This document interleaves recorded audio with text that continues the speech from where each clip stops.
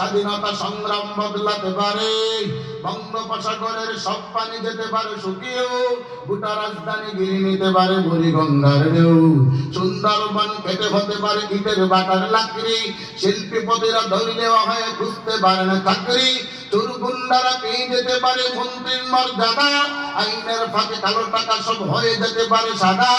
অনেকেই বলে এই দেশ নাকি হুজুগ জাতির দেশ, দফায় দফায় বদলাই এর রন্ধন পরিবেশ, তাই বলে এদেশে ইসলাম হুজুগ হবে না শেষ, হুজুগ হবে না শেষ।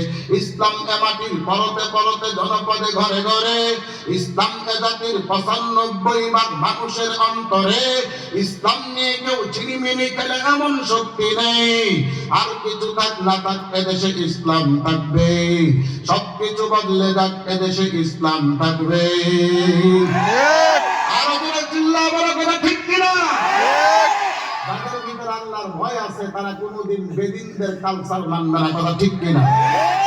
যাদের হৃদয়ে আছে আল্লাহর ভয় তারা কবু পথ ভুলে যায় না, যাদের হৃদয়ে আছে আল্লাহর ভয় তারা কবু পথ ভুলে যায় না, কথা ঠিক কিনা বলো?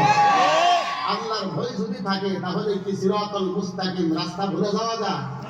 হ্যাঁ, চলবে নাকি শেষ করে দেব? আরো জোরে বলেন, চলবে নাকি শেষ করব? মুসলমান ইমানদার, এবার আমার নবীজি ওই মদিনার সামনে 2 রাকাত